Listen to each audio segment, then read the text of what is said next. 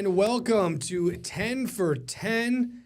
I am sports director Griffin Haas here with Brian Rudman, sports anchor and reporter.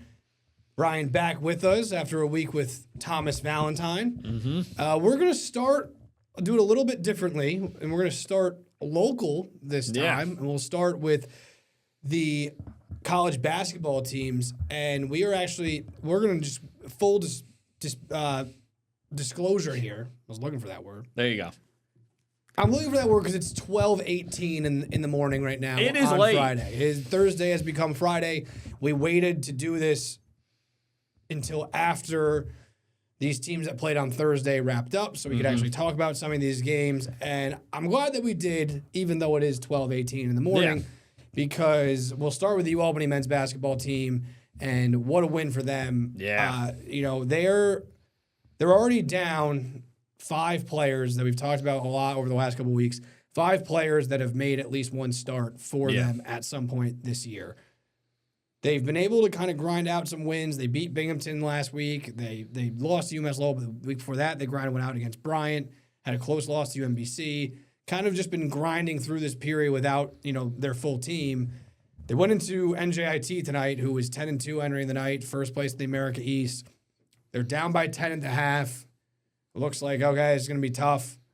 They win by 18, 81-63. I mean, they just absolutely caught fire in the second half and outscored UAlbany 49-21. And Dwayne Killing said it after the game, this is the kind of win they've needed, the kind of performance they've been looking for, especially in the second half. All of those things kind of clicked, but it just shows what this team can be and how good this team can be, especially if they continue to get more pieces back. Yeah, absolutely. I think we've seen this in flashes throughout the season, right? We saw, when they beat Vermont, we saw this, and then we see it again tonight. And in their wins, we see it. It's been tough for this group because they're so thin. But DK has said it throughout the weeks. It's, so what? NJIT is not going to care. They're coming out to get a big win for them. And credit to this Great Danes team because, a lot of times when you're on the road, if you're an underdog and, this NJIT team was in first place, UAlbany has a thin bench. Sometimes you get that early juice that can kind of keep you in a game, but then it's the team with more depth, with more energy, with more of the momentum that finds a way in the second half. That just wasn't the case tonight. UAlbany came out of the break and was absolutely phenomenal. I mean, to outscore a first-place team by 28 points in the second half is just pure dominance. Yeah, and, they played, Batista played 1 minute, but other than that, they're playing 7 guys. I mean, Amir Lindsay, coming off of playing 40 minutes, has played 37. Jaden Kempson played 40 minutes last game. He played 39. So they're leaning on guys for a ton of minutes. They played 4 guys over 30 minutes in this game. Yeah. And for them to have that kind of performance in the second half, as you mentioned, it could have been they had a bunch of energy and were riding high at the beginning but faded off. They got better as the game went along. Yeah. And it really, especially in the second half, it came down to 3-point shooting. I mean, it's not like they were hooking them up. They took 7 threes. They made 6 of them. Right. That'll do it. They were efficient. They were 51% from the field. You look at NJIT in the second half, and I think that a lot of these were because they were trying to, hook up some shots and get back in the game. They were 1 for 12 in the second half from downtown. But UAlbany out-rebounded them by 8. They were getting one thing that DK was talking about too was they were getting to the loose balls. They were making the hustle plays. I mean, they had 2 plays in the second half where they missed a free throw, got their own rebound, and turned it into a dunk. Yeah. Makai Taylor missed a free throw, got his own rebound, and then dunked on somebody. And then Okechukwu Okeke also did that. He was not his free throw, but again, got an offensive rebound. Right. Went up and in. And now, they're 6-6 in the conference despite all these injuries. They're in 5th place, a game out of 4th, behind UMass Lowell. And again, obviously seeding is important, but it's also about playing your best basketball at the right time. They play UMBC this Saturday. It's another tough game. Team now in first. Yeah, now in first. Tough road game. And then they finish out with Maine, New Hampshire, and Vermont. And it's about playing the right basketball at the right time. And also, if they can just get some of these guys back, anything can happen in the tournament. Obviously, you'd like to host a home game and get into one of those, I believe, top 4 spots. Yeah. So you'd want to get into one of those. But even if you don't, you roll the dice and take a chance when you get into the tournament, especially if they're playing like this. If they can get a Zach Matulu back, if they can get Abdullah Fall back, and get a little bit more depth back on this team, they're going to be dangerous. Yeah, I think for this group, it's, you want to find a way to work your way into that 4 seed. It's going to be tough. They're a game behind UMass Lowell, and Lowell beat them twice this season, so Lowell has the tiebreaker on them. So you got to pick up 2 games in the last 4 if you're going to get that 4th spot. But I think for the team as a whole, this can be a huge win because I think it gives them the confidence that regardless of what the situation is, when they're playing at their best, they can beat anyone in this conference, right? They've now beaten NJIT. They've now beaten Vermont. When this team is clicking, they can play with and be a lot better than almost anyone in this conference. This should and could be a huge confidence booster for this group. And, the second half is, I would have to guess exactly what DK's wanted to see from this group all year. Yeah, absolutely. And, talking about a team that just, beat the best team in the conference, that's what our next team's looking to do tonight if you're watching this on Friday. Yeah. And that would be the Siena men's basketball team going to Merrimack at 8 o'clock, prime time on ESPNU, national television. Merrimack's been unbelievable. They're 18-9 overall, but they're 14-2 in the conference. They're 9-0 at home. They haven't lost at home this year. This game will, like I said, be at Merrimack, so will be a tough place. But Siena, they've won 9 road games this year. That's tied for 4th in the country. It's a long tie for 4th. There's a number of teams that have done that, but they've had no problem winning games on the road. And I think for Siena, they're in 3rd place. Seeding, I feel like the top 2 teams get byes. I think that's the most important thing. So, and they play St. Peter's, who's in 2nd, following this Merrimack game, so they have a chance to kind of make their move into a top 2 seed. The other seeding is a little bit less important because all the games are played in Atlantic City. So you're not getting the home court advantage. It's just who your opponent is. But the byes, I think, are important. Regardless, I think for Siena, it's a chance they've played really well. They beat Marist, who was a top team in the conference, but they haven't yet beaten one of the top 2 teams. They lost to St. Peter's on the road in a close game, and where some calls did not go their way. And they lost to Merrimack the first time around at home by 4. So I think for them, they were saying in their press conference this week, it's not like we need it for confidence, but, we want to prove that we can beat the best. And I think that's what this opportunity is a chance to compete against what's been the best team in the conference so far, and try to beat them in their home floor. Yeah, I mean, it goes back to the old saying: in order to be the best, you got to beat the best. And you look at Siena; they found a lot of success. They're 11-5 in the conference. They lost to Merrimack 1st place, St. Peter 2nd place, Quinnipiac 4th place, and Siena themselves are in 3rd place. So they're looking for kind of that statement win on the season, and this week they have the chance to get it. I think you go back to that first loss to Merrimack, and they wind up losing by 4 points. It's a game they trailed by 16 at halftime. It was they struggled about as much as they struggled on the offensive end in that first half as they have all season. They shot 31%. They didn't make a 3 in 7 attempts, and then they came storming back. I think if you look at the second half, obviously outscored them. Siena's proven, similar to UAlbany in a sense, that when they're on, they can play with anyone and they can beat anyone. If they come out and they play the way they did in the second half against Merrimack the first time around, or like they played last weekend against Marist, they'll be in good shape against Merrimack. But this is a Merrimack team. They play 40 minutes of zone. They're going to make you make your shots, and they're going to make you make smart decisions with the basketball. They're going to apply pressure, and Siena has to be ready for it. Yeah, I think that's, it sometimes sounds simple, and obviously in basketball, I'm going to say something that's controversial. You need to make shots. Really? Yeah. It's a hot take. You got to take the ball, and you got to put it in the basket. Really? And as simple as that sounds, a lot of times you can execute all you want. You have to make shots. Yeah. And I think that has been where Siena has gotten into trouble in some of their losses is they just, and I mean, there was a stretch there in that Merrimack game was in that stretch where they just were not making enough shots. Yeah. Especially against a team that plays a zone and you're going to get hopefully some decent looks for three.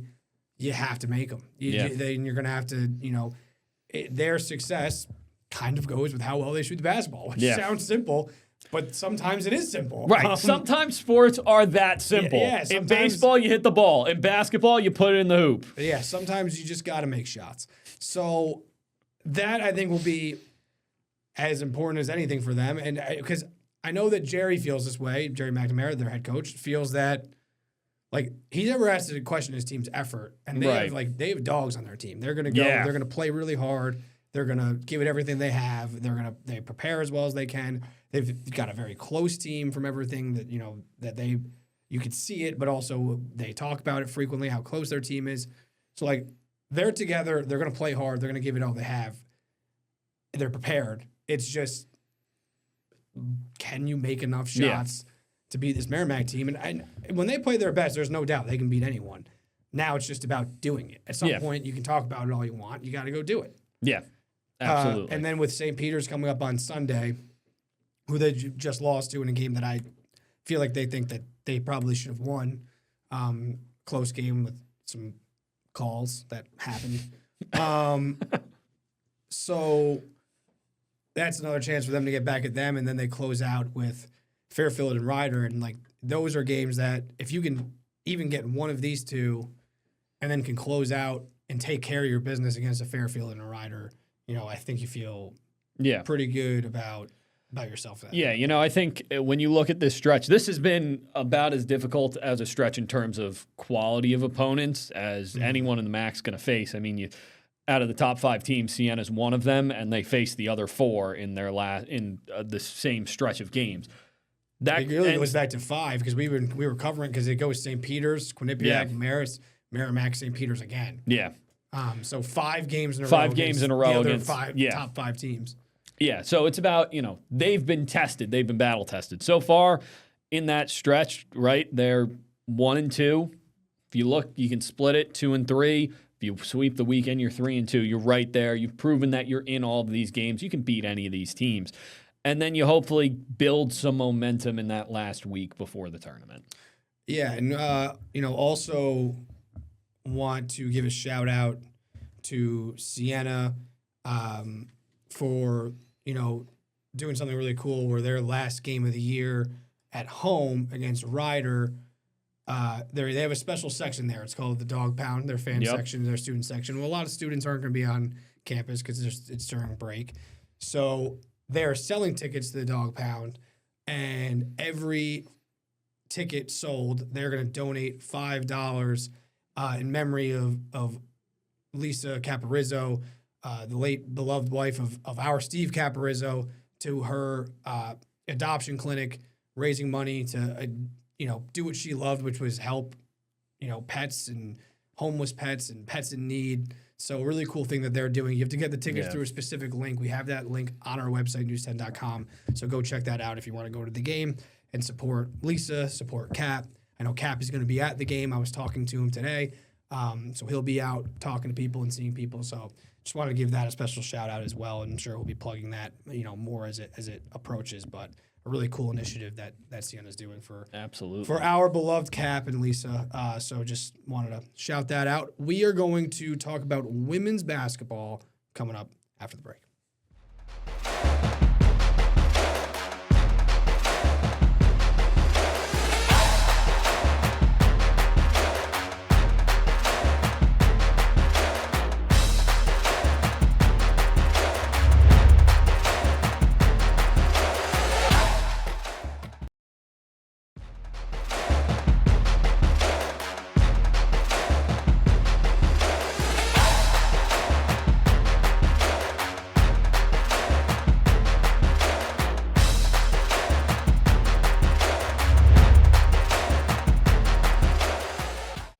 All right, welcome back to 10 for 10. And we are over to the women's side, to the Siena women's basketball. And some disappointing news for the Siena women in the game against Quinnipiac last Thursday. Francesca Shiro, their freshman phenom, who's been unbelievable for them. Unreal. Is not only leads their team in scoring, but is second in the conference in scoring and leads their team in assists and is fourth in assists. Yes. Yeah. Brian wrote the story for that earlier, so I was looking to him for reassurance. Yes. So before we had to quickly look up the story. I didn't have it right in front of me, but I was like, I think my brain can still work at 12:30. So obviously a tough situation. She breaks her wrist. She's out for the season.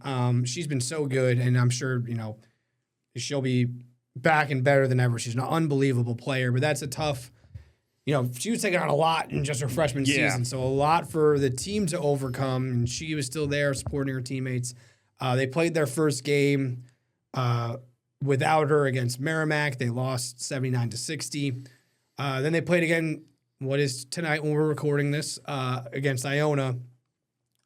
And credit to Siena, they were up 5 after 1. They led at the half. They were tied going into the fourth quarter. And against a good Iona team that's 10-8 now in the MAC because they did win this game 61-52. So a tough loss for Siena, but I think if you look at it as a team that is still adjusting to life after Shiro, so to speak, I think it was a step in the right direction for them to kind of, be in a game like this against a really good team. Yeah, I think anytime you lose your starting point guard, that's tough. Anytime your starting point guard, your leading scorer, that's just even more difficult. Yeah. You kind of have to not reinvent, but you got to find a new identity on offense. And I think that's part of what this is going to be. And, even their head coach, Terry Prim, when we talked to him this week, it's, they've got to figure out what their offense looks like without Francesca Shiro. And I remember, back when they lost the Albany Cup game, this was during their losing streak to start the year, Terry talked about, well, we got to find a way to score some buckets. They found that way, and it was a lot of Francesca Shiro leading the way. Now they kind of got to do that again. And I think, Kaya Rain Tucker has been coming on. She's had a surge in these last couple of weeks. She was good again tonight with 16 points. I think, when you round out the team, Nicole Melius has been their second leading scorer. She didn't have her best night shooting. I think it's going to come down to, other people are going to have to step up and make some of those shots. And I think this team's just going to have to adjust to it. And Terry talked to players adjusting to a new role down the stretch of the season. And that's really what it comes down to. Yeah. So I also just think as a whole, so you look at them and they're going to have to, I think Terry talked a little bit about this, but redefine what their team is, what it looks like. I think they're going to have to rely heavily on their defense. And I think that they did that. They only gave up 61 points and 19 of those were in the fourth quarter. So, if you take out the fourth quarter, they held them to 29% shooting in the first, 42 in the second, but only 15 points. And then, 3 of 11 in the third. And then in the fourth quarter, they kind of let go with the rope a little bit. Yeah. They played really well on defense. They just didn't shoot the ball well enough. Yeah. That's what it was. Again, I don't know if you saw our last segment. You got to shoot the basketball. Yeah. You got to take the basketball and put it in the basket. You didn't see the last segment. Go and rewind it. Watch it back. Watch us talk about putting the ball in the basket. And I will tell you, once again, it's important to make basketball shots, to take the basketball and put it in the basket. From in the first quarter, they were 9 of 13 from the field. Right. They only took 1 3. They didn't make it, but they were getting what they wanted inside. From 3-point range, they were 1 for 11. Yeah. Just not going to get it done. And the bigger one, I think, than even that, you can overcome that. 3 of 13 from the free throw line. Yeah. Well, that's 23% from the free throw line is, they were 1 for 10 in the second half from the free throw line. And it's just. Yeah. Well, you can't do it. It's just, you're playing college basketball. You can't do that regardless of what the injury situation is. You got to make your free throws. And, I think any basketball coach will tell you that. That's one of the basic things that you need a basketball team to do is to make free throws. And especially when you're without your leading scorer, when you're given that chance from the stripe, you got to convert. Yeah, and I think when you look at the other side, Iona makes 18 free throws on 24 attempts. That's a 15-point disparity, and you lose the game by 9. So it's kind of as simple as that. Now, for them, I think you have 3 games. And again, just kind of like we talked about with UAlbany, getting healthy, getting ready to, go into the tournament. For them, I think it's just about over these next 3 games trying to figure out a new identity going into the tournament. How are we going to, do this without Francesca Shiro? And the next game up on Saturday at 2 against Fairfield is not going to be an easy task. Fairfield is receiving votes in the national top 25. They're very good. They are a really good team. I'm trying to just pull up their record so I don't get it wrong.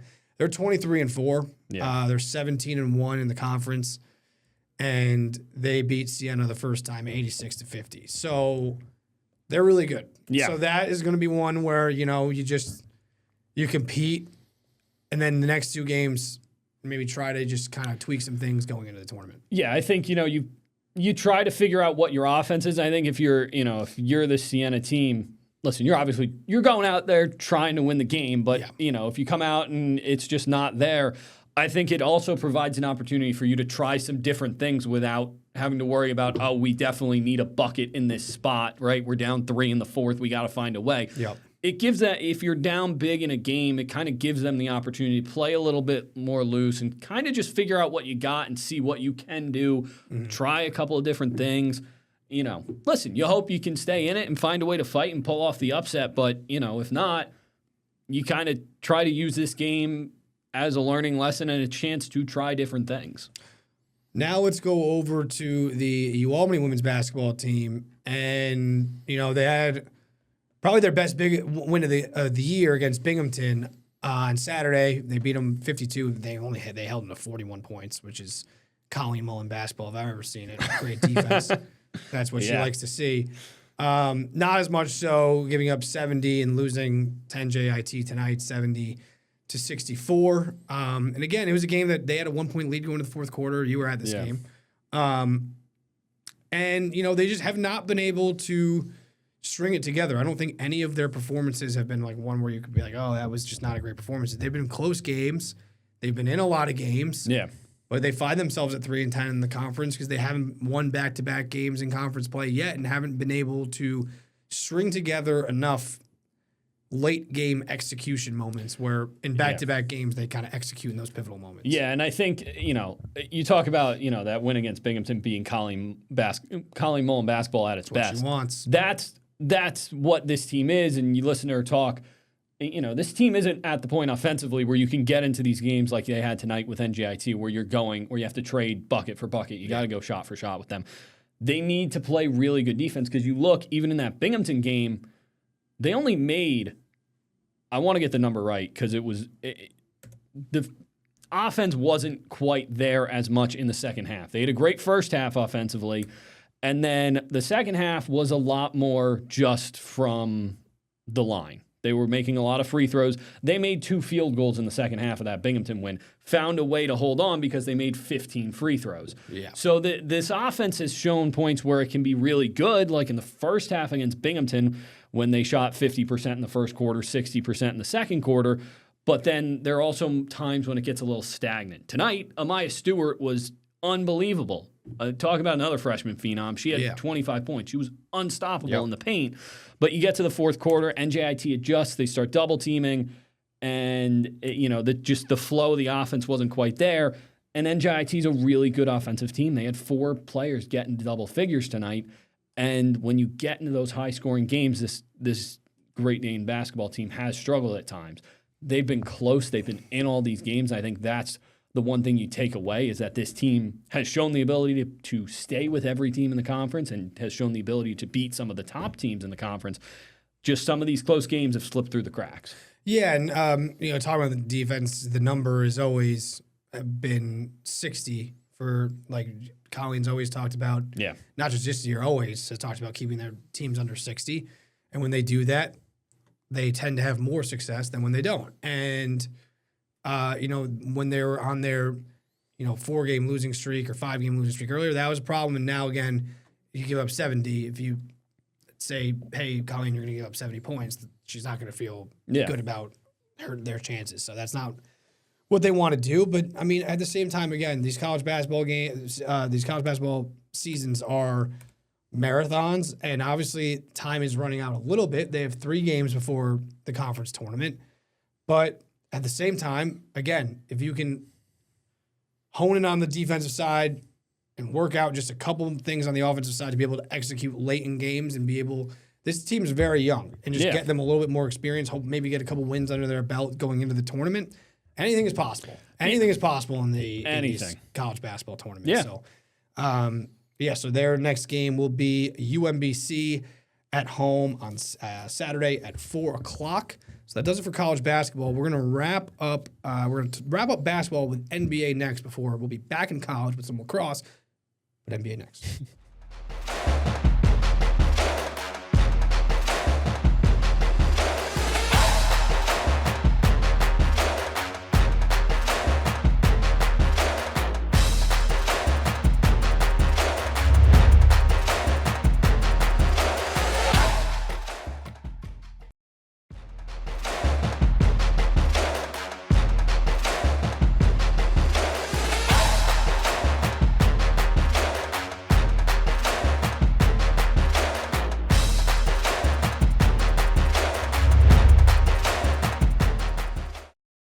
Welcome back to 10 for 10, and we are wrapping it up on the hardwood with the NBA. Back after the All-Star break. Yeah. What an All-Star break. Oh, yeah. Who could forget it? Listen, we were going to talk about this, but the All-Star break stinks. It stinks now. It stinks. Listen, when I was a kid, I used to watch Nate Robinson, okay? Yeah. Dunk over Dwight Howard. And listen, that is even now, we're not even going back to the people who would say they watch Michael Jordan, Dominique Wilkins. I'm just talking about Nate Robinson. Robinson, shout out Nate Robinson. What an awful product it's turned into. And it's going to be on the stars to fix it, but that's a topic for another time. The Knicks, back for their first game since the All-Star break, playing the Pistons. Before I even get to the game, Kevin Huerter did not play for the Pistons. Coach's decision. I'm hoping that he starts to play more for this team. Yeah. He was getting in some games right before the end of the All-Star break. I don't know what that situation is right now, but hopefully he gets some more run there. Either way, whatever the Pistons were doing worked because they beat the Knicks 126-111. And the Knicks might have a Pistons problem. Yeah.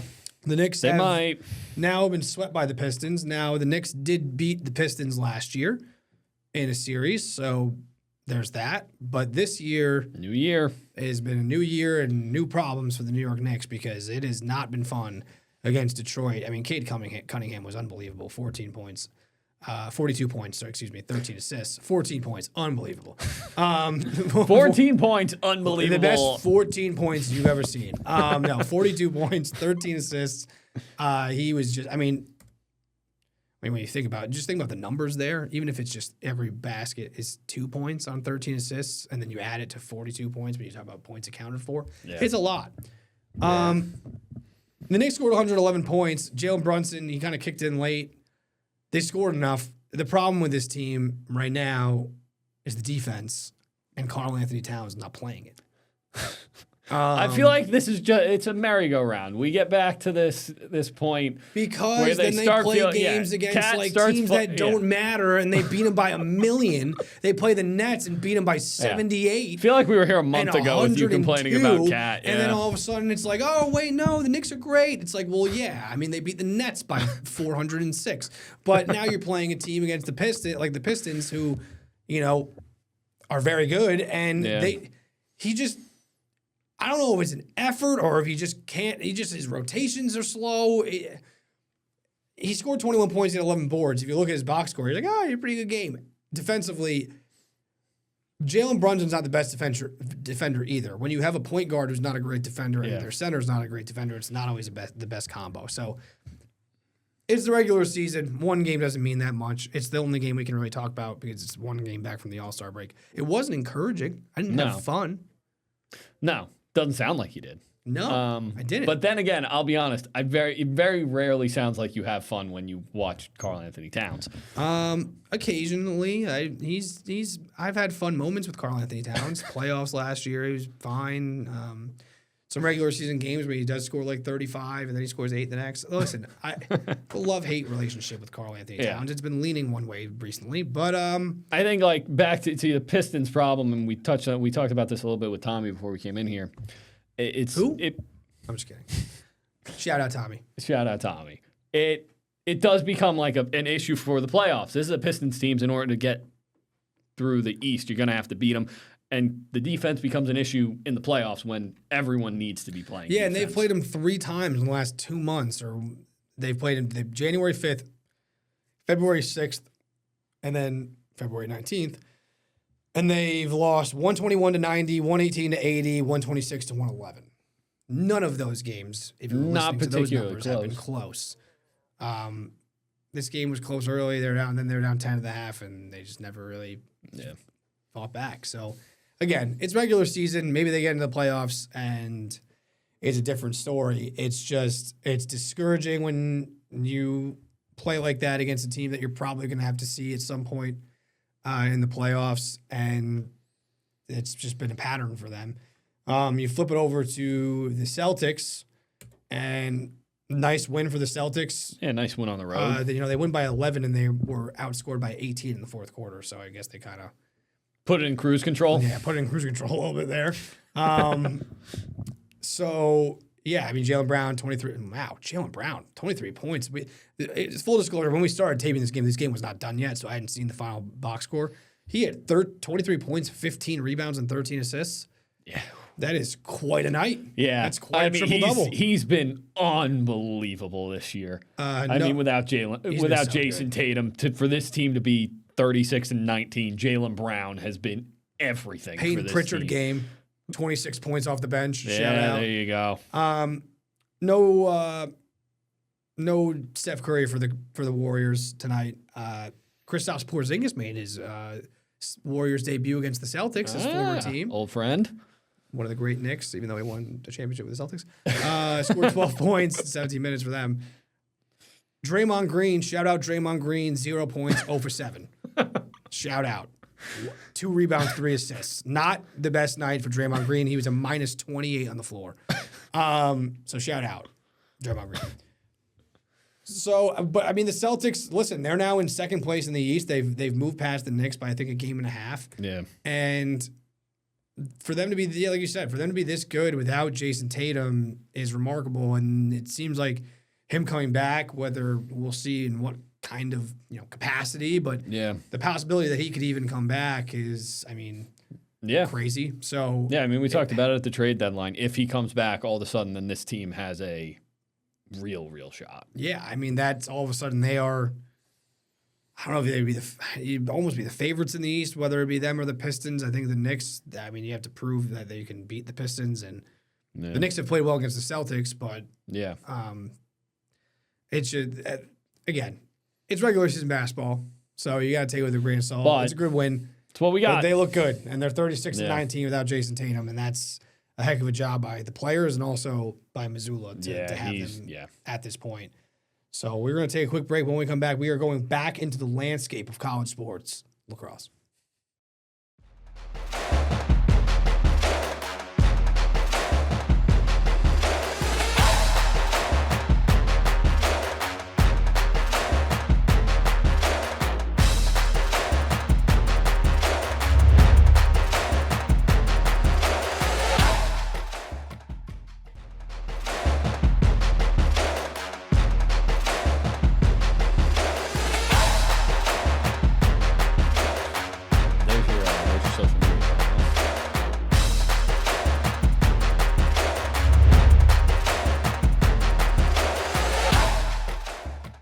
All right, we are back on 10 for 10, and we are going to the game of lacrosse. We will start with men's lacrosse, and we will start with UAlbany.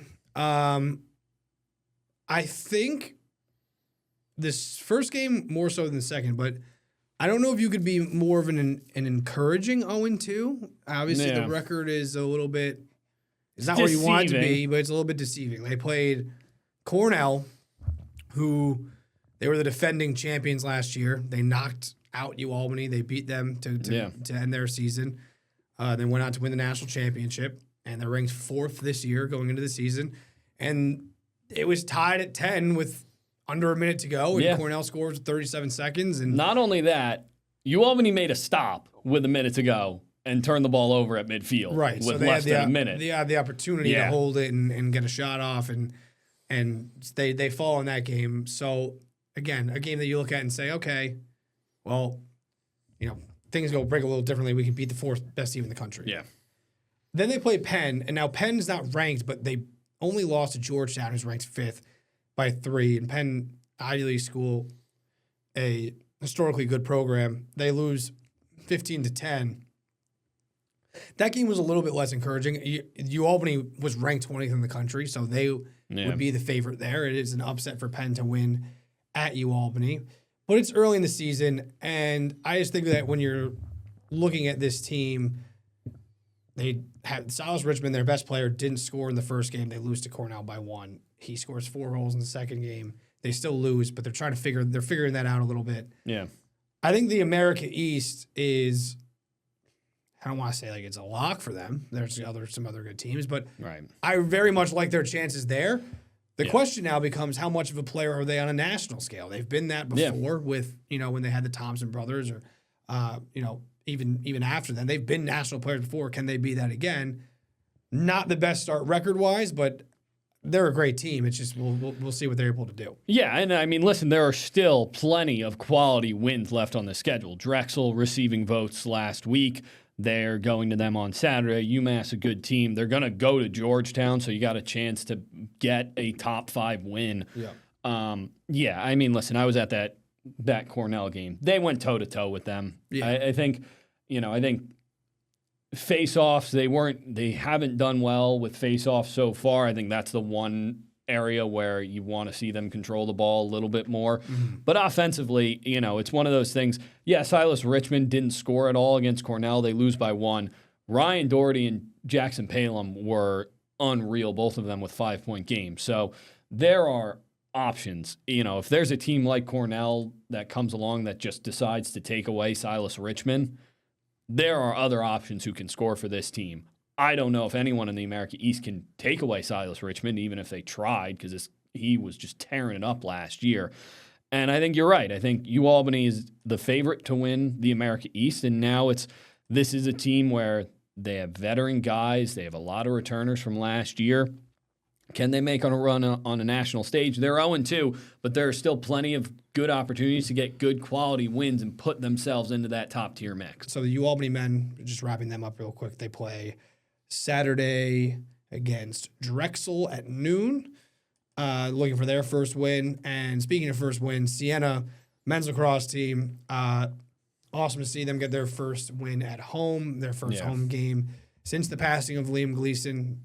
They brought the juice, which is a big save for Liam, and they rallied around that. They beat Hofstra 14-10, and then beat Binghamton 14-5 in a dominant performance. But they went up 6-1 at the half. Then it was 7-5 going to the third quarter. Binghamton cut it down, and then Siena 7 goals in the fourth quarter. Just that'll get the job put them done. away, and 12 of the 14 goals were scored by either Connor Huffnagel or Patrick Radomski. They both had 6 goals. Radomski had 10 points. He had 4 assists as well. That's a pretty good day. That's a pretty good day. So Siena, listen, they're picked to finish first in the MAC for a reason. They had the tough game against BU, which was an emotional day against a really good team. Kind of a perfect storm there, but able to get back on track and get 2 big wins at home. Yeah, I think this was, it's a really good week for this Siena men's lacrosse program. I think they acknowledged it. The Boston University game, the tribute to Coach Gleason was so touching and moving that head coach Tim Cox was in tears on the sideline. And these guys were very emotional going out, and they wind up losing the game. Get back to Hickey Field, and kind of you could tell there was some a little extra energy. They call it Hickey Beach. They brought the juice. It was good to see this program get out there, get some wins, have some fun at home, and do what they're expected to do. This is a team that was picked to win the MAC. They bring back a good deal of talent from last year's championship team, and it was good to see them put it on display. And Siena plays Binghamton on Tuesday, Air Force, who is receiving votes. So a tough team, February 24th, so this upcoming Tuesday. So that'll be their next game to watch out for. Over to women's lacrosse, the Albany women 1-1. They had that win against Holy Cross, which was a nice season opening win. Then they played Stony Brook, who's a really good team, ranked 18th in the country. They lose 15-6. They kind of fell behind and never really got back into it on the road. They have another really tough game against 25th ranked Harvard coming up on Saturday. Just kind of, listen, they're going to be a team that's going to be at the top of the America East when it's all said and done, whether it's 1, 2, 3, they're going to be in that mix. Right now, it's just about where do we stack up against these national non-conference teams and just also getting better through the non-conference schedule to be ready for America East play. Yeah, I think when you talk to Katie Thompson and this team before the season, they're veteran heavy on the defensive side, but it's going to be a lot of new faces on the attack, so that's part of it. Yeah, you might win a lot of those games 9-6 because you're going to have good defensive efforts, and the offense is still kind of figuring it out. Harvard and Stony Brook, those are tough tests early, especially when you're still figuring things out on offense. When you have to face really good teams who are going to make you score, it can be a tough task. We'll see. Grace Sinsbo is one of the better goalkeepers in the America East and in college lacrosse, and we'll see if this this Albany team can hang around with Harvard, and we'll see how this team develops, and they'll get their chances. Yeah, we're early in the lacrosse schedule. Early. So it is February. Yeah, listen. It is February. I'd like to have a word with whoever came up with the idea of playing lacrosse games in February. You sound like you had to stand outside during a lacrosse game. I did have to stand outside during a lacrosse game. I was indoors. Just wrapping it up quickly with the Siena women's lacrosse team, out to another great start. Well, all of our lacrosse teams, I think, are going to be, those 4 teams are going to be in the mix. All 4 of them were in the Final Four for their conference last year. I think it's going to be the same way this year if I had to make a prediction. 2-0, beat Hofstra 10-6 in the opener, beat Binghamton 13-11. A team that lost a lot of their scoring, but they've kind of just taken a group approach and have played really well in this early stretch. They get FDU on Saturday at noon. And again, same thing here, just, figuring things out, getting to know each other, growing as a team in this non-conference schedule before conference play. Yeah, and I think when you're doing that and you're able to kind of edge out some close games, like, you beat Binghamton 13-11, that's a 2-goal win on the road. Those can be huge for confidence boosters and kind of a something to build around. Like, you talk a lot of times when you have young teams, it's coaches talk about we just need to see one go. You need to see one go in the bucket. You need to see one go in the win column. So you need to see one hit the back of the net. And when you do that early, it can be huge for these teams to kind of build momentum and gain confidence. Yep. We got hockey on the other side. We'll be right back.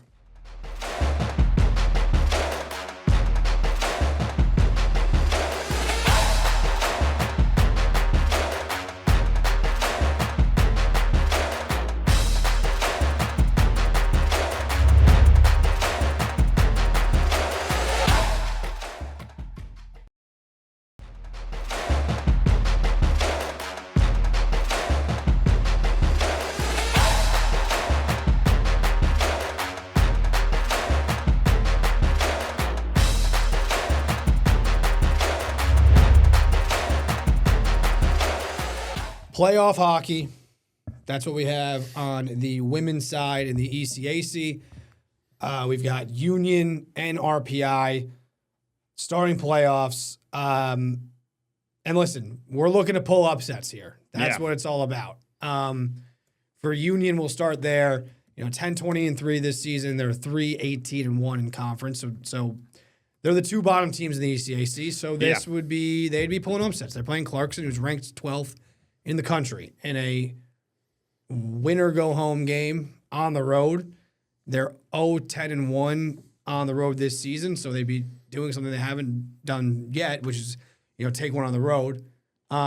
It's going to be a tall task, but again, puck drops. Who knows what could happen? They lost to Clarkson 5-1 earlier in the year, 5-2 in their other matchup.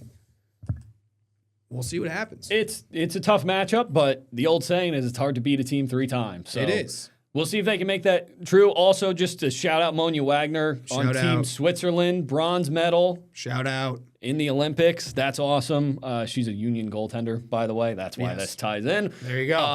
Not going to be there. You were talking about. I know you knew. I wanted to make sure everyone else knew. That's good. We're doing this for the people. We're doing it for the people. She's not playing this weekend. But yeah, listen, this is, the ECAC season hasn't gone this team's way, but this is a team that was receiving votes earlier in the year. They got off to a really good start in non-conference, and ECAC is one of the better teams, one of the better leagues in college hockey. They're, Clarkson ranked 10th, St. Lawrence is ranked, Quinnipiac is ranked, Cornell, Colgate, Yale, Brown, all these teams that they've had to play are ranked. And now you get another one. This team is battle-tested, and, we'll see.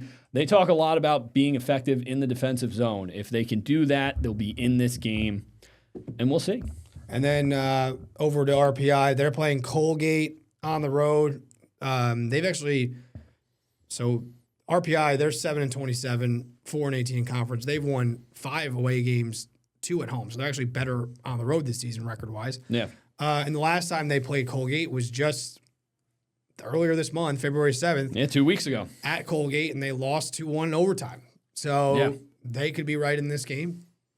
And there's nothing saying they can't pull this upset. Yeah, no, and listen, these are for both Union and RPI, and they've had these experiences of they talked about it leading up to the Mayor's Cup. The Mayor's Cup being a close game, playoff atmosphere can prep you for these moments.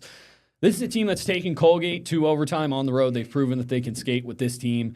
And once again, conference season hasn't gone the way they want, but it's one day. You just got to be better for 60 minutes. The puck's going to drop. You get a lucky bounce. You see what happens. We got to move a little bit quickly for the men, but a big weekend for Union. They swept, coming off a huge weekend where they swept Colgate, swept 9th-ranked Cornell 4-1, and finally kind of made their move in the conference. Now they're in 6th place in the standings. They can get into that top 4. They would be able to, skip out on the first round of the, single elimination. Harvard is in that 4th spot, and they play Harvard Friday night. They play Dartmouth, who's above them in the standings as well. So another chance to make a move into that top 4. Yeah, last weekend was a good weekend. It was a huge weekend for this Union team. They talked about being able to put together a full weekend for a while now. They were finally able to do it and then make a statement, a big comeback Friday night against Colgate and then make a statement against 9th-ranked Cornell on Saturday. We'll see if they can follow it up. This is a team that's shown they have the talent to do it. They've just got to kind of put it together. It seemed like they did last weekend. And Nick Young, their captain, talked about, we had our best week of practice last week, and it was our best weekend of the year. If they have another good week, we'll see. And then RPI, 8-21-1 overall, 5-12-1 in conference. But they're coming off a good weekend. Yeah. And again, we've talked about playing well at the right time. They took Cornell they led Cornell 1-0 in the third period, ended up losing the game in a shootout. They beat Colgate 6-1, which was a big upset and a big game for them. So, again, they'll be in the single elimination and they'll be on the road, but yeah. Well, they're only 4 points out of a home game with 4 games to go. I actually didn't. They've made their move. Yeah. So yeah, they're right behind, so they can make a move into the. Listen, last weekend was huge for them because they got points in both games. So they play Dartmouth, they play Harvard. It's going to be tough again. Dartmouth ranked nationally, Harvard very good before playing Brown and Yale to end the year. So they're going to try to make their move, their last 2 home games for both teams of the year. And then we will talk real quick. We're going to keep it on the hockey before taking our last break. But the Olympics. Yeah. I'm gonna be honest. I'm a sports guy. I've been following Olympics loosely, but the hockey is what I've been paying attention to the most. That's where I'm mainly at. And today, huge win for the U.S. women. 2-1, what a game! 2-1 in overtime. For the gold medal to come down to a golden goal overtime situation is awesome. Megan Keller scored it for the U.S. on an awesome goal. So shout out to Team USA. That was awesome. I mean, you're down in the final 2 minutes. Your goalie's pulled. You're down 1-0, and your captain's able to even the game. And the gold medal game in the third period, and then winning in overtime is just electric. If you're watching this at this point, probably on Friday, whenever you're watching it, the U.S. and Slovakia have probably already played. They're in the semifinal. That puck dropped at 3:10. So hopefully, I would like to see United States Canada. Some people are rooting against Canada because they want the easiest route, and I get that too. But I would like to see U.S. Yeah, that would be awesome. Canada playing Finland. So hopefully, when you're watching this, that's the matchup. Yeah. We're going to take a quick break. We'll be right back.